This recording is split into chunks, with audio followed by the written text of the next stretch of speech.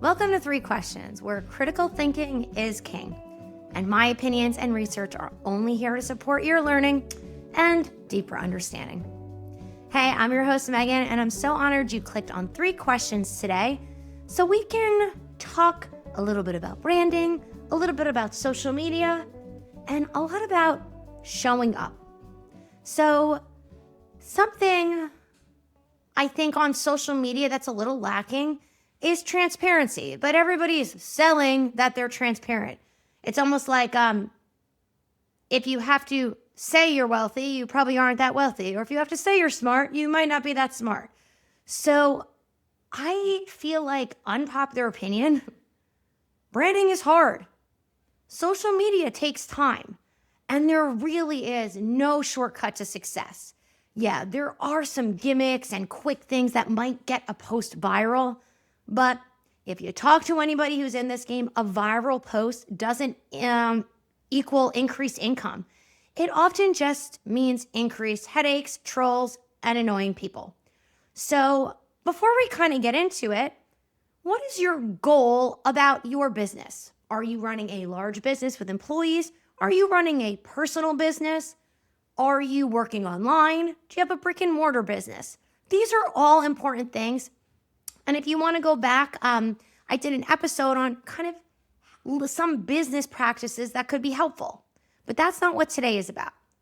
Today is about branding and how to be clear on social media and ask you guys questions to figure out what the heck that means, what are the barriers, and I don't know, some other things that might come up during the discussion.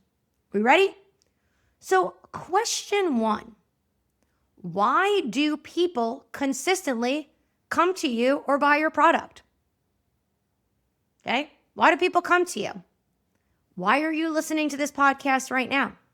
Maybe you've listened to other episodes and they've given you some insight, hopefully in a non-judgmental way, but made you think outside the box and got you to something else. Or maybe this specific topic really piqued your interest and this is your first episode. So for me, whether this is your first or third episode, I have to think, why is my audience consistently coming back? What's the lure of this podcast? Well, although I'm sharing some insights and strategies, my ultimate goal is to ask you questions so you figure it out for yourself. Now, when I'm working with clients, why are they consistently coming to me? At this point in my career, it's because I get results. Okay? Now, in the beginning of my career, I think I also got results, but in different ways. Now, what really is hard here is sometimes the reason why they come back is not what you intended. So how do you know? Don't assume this. Please don't. Ask people. Now, this is hard because people are often fearful of asking a question because they are not ready for the answer. You might deep down know the answer, but you might not like it. People might come to you because you are super fit, super fun, and they might want to look or be like you. But that might not be your goal. You're like, yeah, but I'm trying to get them out of pain, help them walk better. Yes, but for some reason, you are aspirational to them. They want to be around you. So we can have our goals for clients, but you need to ask yourself, why are your clients coming to you? Maybe they're not coming to you for aesthetic purposes. Maybe they're coming to you because you have been the only person that actually listened to them. That's huge. Listening is a skill, and not a lot of people are good at it. So when clients say, Meghann, I come back to you consistently because you always listen to me. Well, put that in your marketing. Are you sick of telling people what's wrong, but them telling you you're wrong and this is what they should be doing? Do you need someone that's going to sit there and listen to you and help you find solutions? Or maybe you don't even put that in your marketing. Maybe you just consistently show up and be that listener, and you will have a line outside your door. And this is hard because you might have been like, yes, I know people come to me for aesthetic reasons, but I don't want to do that. Okay, But if you're solving a problem for people, continue to do that. And I've said this before, nobody wants to look worse naked, whether they're in pain, whether they have disability, whether they are just there for aesthetic reasons. So I feel like we shouldn't shame people if they have aesthetic goals. Now, clients don't come to me necessarily for aesthetic goals, but a lot of times maybe people don't want to do the work it takes to really improve their foot position. So, hey, maybe they've made a comment about how I have a big butt and they wish they had one. And I'll say, well, when you start doing these foot to hip exercises, it's going to help your walking. Also, help with that booty. Or they might have mentioned, after kids, my stomach just doesn't look like it used to. And I'll be like, yeah. Now, doing these pelvis around the leg exercises, our goal is to improve hip mobility and stability in your gait cycle. But when you can move your pelvis around your leg more, you're going to be able to flex and move your spine differently and change the muscular tone there. I'm not making any promises about weight loss, so I can connect the dots to their goals.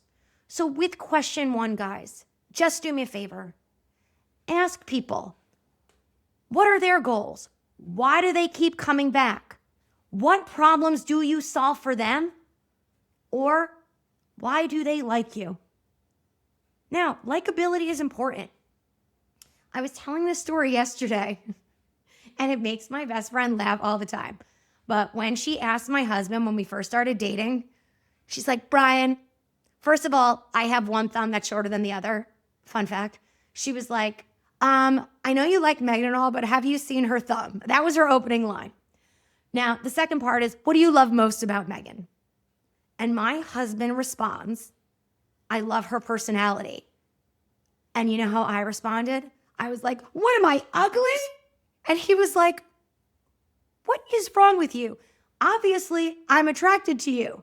I thought you would be happy that I said personality. I was like, yeah, whatever. And he's like, oh my God, I can't win women. And it was kind of funny. But here I am dating this guy who I found super handsome. And so I wanted him to think the same about me, and he did. But for him, my personality really drew him in, which was a compliment. Yet I switched around to be an insult. So from there, I realized, hey, my looks are going to change, fade, get better, get worse. But maybe what will keep the connection between my husband and I is always leading with personality. So think about that for your clients, right? That's not my proudest moment to share with you guys, but it's the truth.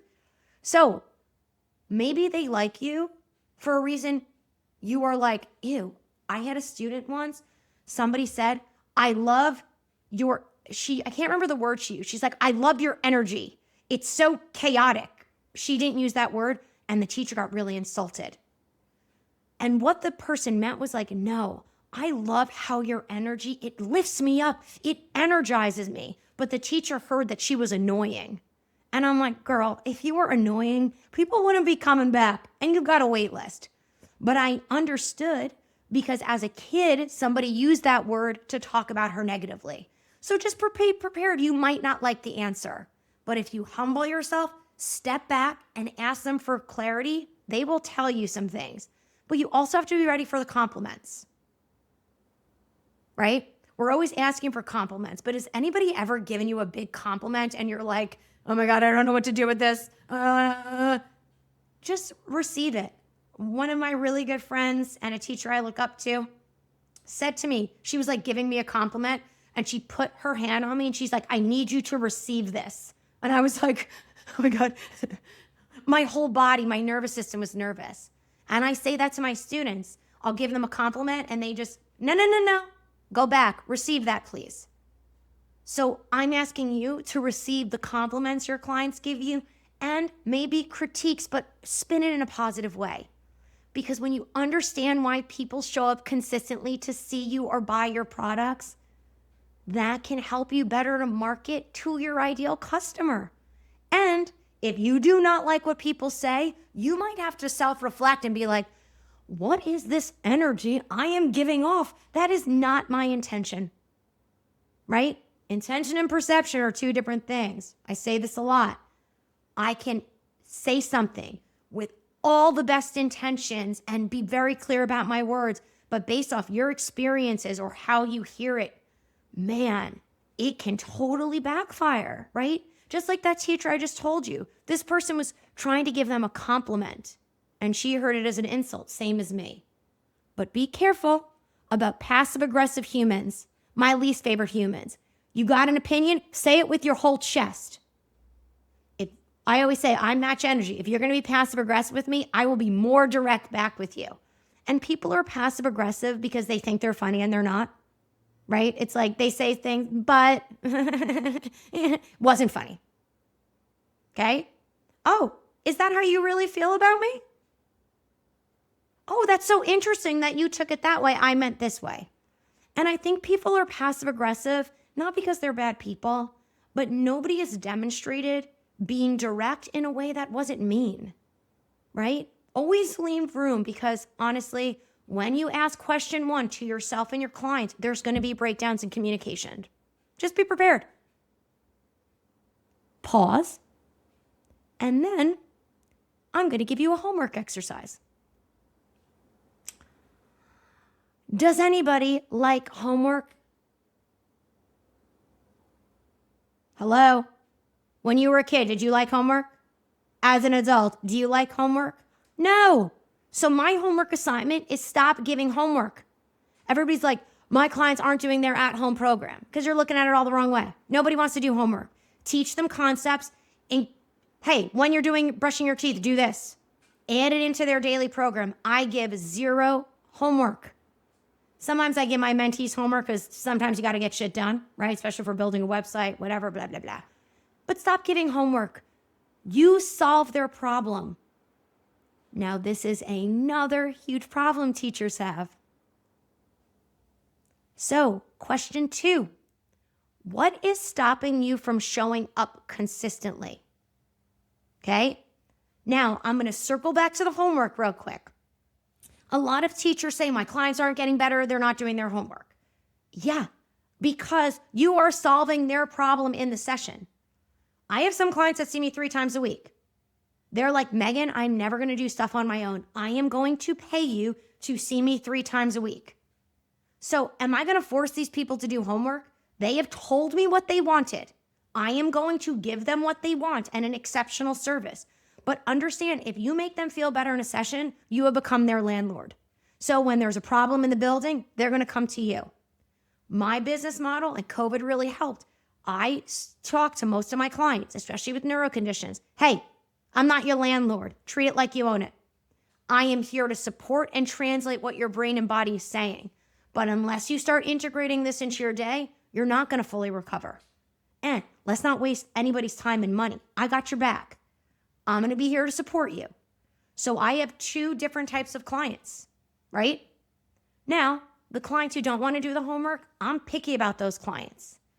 The 2 people I'm thinking of are 2 of my favorite clients, 2 of my favorite people. I often joke that if I didn't love my parents and family so much, I'd want them to adopt me, okay? So don't get annoyed if clients aren't doing stuff in their off time. It's because you're doing a good job. So decide if you want to keep doing it that way, and if you don't, change it. Because this problem could be stopping you from showing up consistently to share what you do. Why? Because people don't know what they're getting from you. A lot of people say they want a workout plan, blah, blah, blah, blah, blah. Nobody ever does it, right? So be clear about what you offer. So it's easier to show up online when you say, hey, I am your go-to weight training coach. I am going to see you 3 times a week so you don't have to worry about it on your own. We're going to implement these strategies for your life. We'll meet for 30 minutes and I will see you next time. I'm kind of like, yo, that sounds great. I don't want to do any homework. Now, you might be saying, but Meghann, that is not good. They all should be doing homework. With all due, shut up. Yes, but as someone who's back in school finishing my doctorate, I hate nothing more than busy work. I've actually said to professors, I really love this assignment. Not to be a kiss ass, but I'm getting my doctorate in education. I want to say, I felt like this assignment, although it was hard, is going to make me a better teacher. And I've also, in review, said I felt the assignments were busy work and did nothing to improve me at this level at teaching. Now, that might sound harsh, but I want that feedback. If teachers think they're doing a good job, they're going to keep doing it. Okay? So you might also say to someone, I am someone who believes in your ability to do things on your own. I'm going to give you programs and follow up, but I am not your landlord. Put it out there. I want you to be able to do this on your own time, not have to meet with me. This is more cost effective, blah, blah, blah. It's easier to show up more consistently when you know what you're selling, what your goals are, and when you're talking to a specific customer. And don't be fearful. But Meghann, what if somebody wants to do the other thing? Okay, I get it. However, if you are McDonald's, I'm always surprised when people go to McDonald's for salads, but maybe they're more affordable. I'm not talking about it from that perspective, but like, it's like, look at like, not McDonald's, like Shake Shack, very popular burger joint. They do burgers, fries, and maybe chicken. I don't know. I have celiac, so I can't really eat there. They have specific products. They're not doing like filet mignon and other steaks and a steak restaurant. Like sometimes I'm like, the Cheesecake Factory, too many options on the menu. I am overwhelmed. Okay. So you don't have to be everybody's Cheesecake Factory. Be like a high-end steak restaurant or a low-end fast food joint that gives people freaking quality. Just don't be fearful. You can't be everybody's everything. Pick a damn lane. There are plenty of people out there. Cool? And now going along with that fear, why are you not showing up consistently? Well, you're scared. That's okay. I get scared too. We talked about this in, I believe, the previous episode or 2 episodes ago about creativity. The fear of being perfect, the fear of being judged, and comparison, to me, guys, is a waste of your time. You are too busy, too blessed, too important to be worrying about that. You will never be perfect. And when you're perfect, it's time to die. One of my Greek students kind of explained I'm going to totally butcher it, but it was like the base of the word perfect or in the Greek was like death. So in our lifetime, we're seeking to perfection. And, Billy Joel had a song, Only the Good Die Young, right?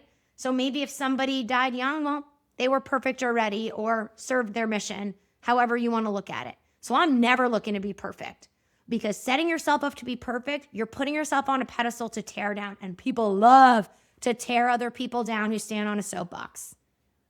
I could do a whole episode about my faults, but that wouldn't be fun to listen to, or maybe it would. Okay? I've got a fun interview coming up, so maybe you'll get a little bit of that in that interview. Don't compare yourself to people. The grass is always greener, but you don't know the chemicals they're putting on that lawn. You don't know what's going on. Screw them. I don't scroll through social media. I don't look at my competition stuff. I look at dog videos, beagles, corgis, because one of my our level 3 teachers, who I love, Corey, has a corgi. I'm big on dog videos. Good Boy Ollie is my favorite account. It brings me joy. Tato, his brother, I identify with Tato. He's chaos. It's really good stuff. But the reason why I don't look on social media is, say I see a post of someone talking about the hip in a way I think is totally incorrect. Well, that'll like trigger me. I might get mad. But if I never saw it, I would never know it was there. So yeah, you can look at your competition, but stop following. Be leaders. You're all leaders here. Lead. So, and please don't always think you're going to be profound.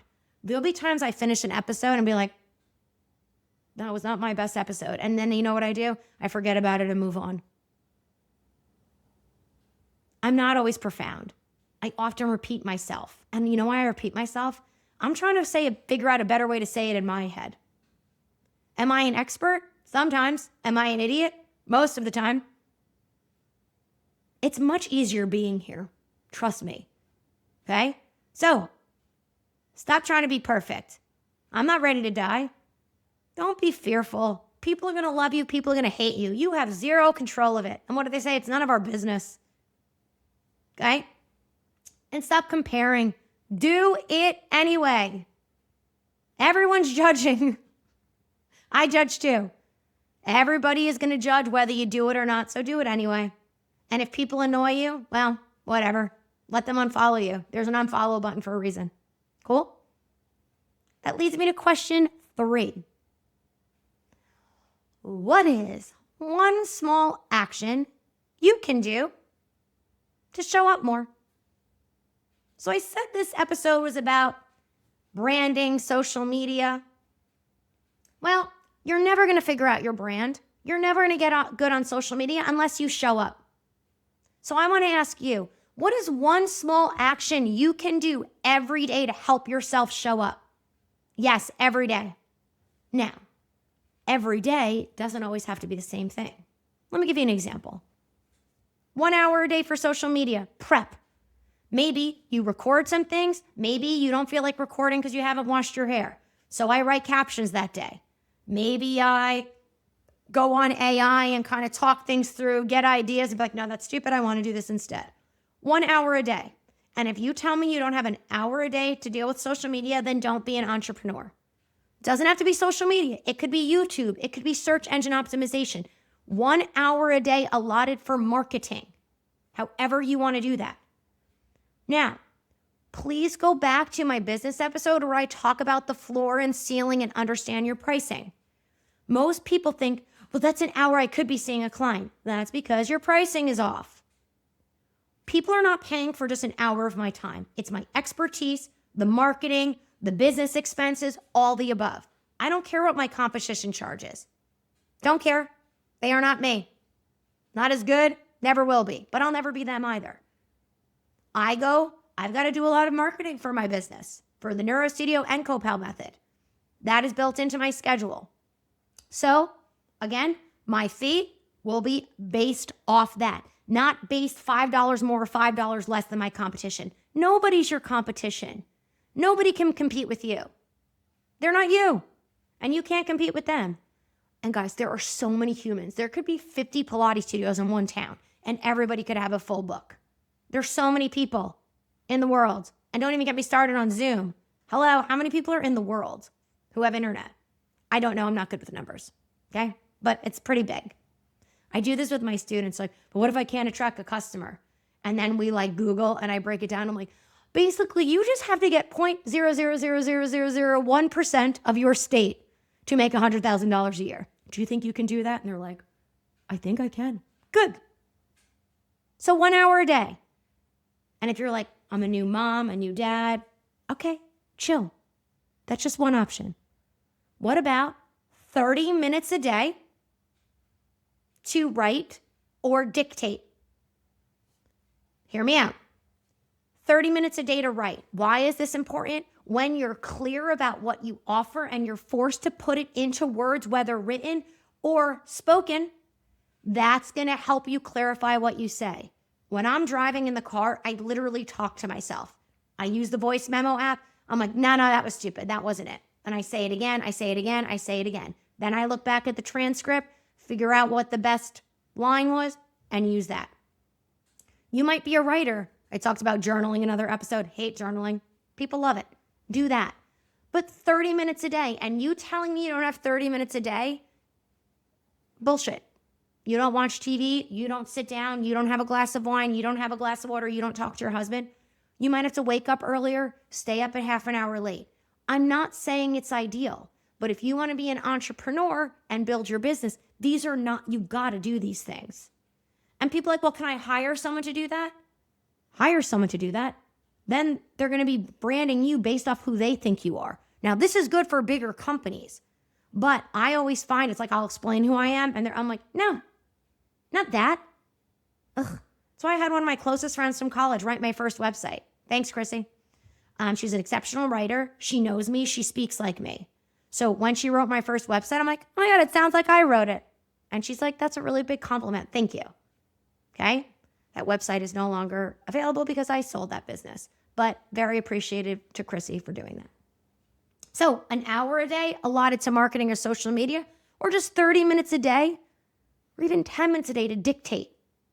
Okay, here's what I'm thinking about the hip today. Like, does this make any sense? Then put the phone down. Option 3, change your pricing based off facts, numbers, not competition. Like what I said before, one small action you can do to show up is adjust your pricing like a business person. Hello, right?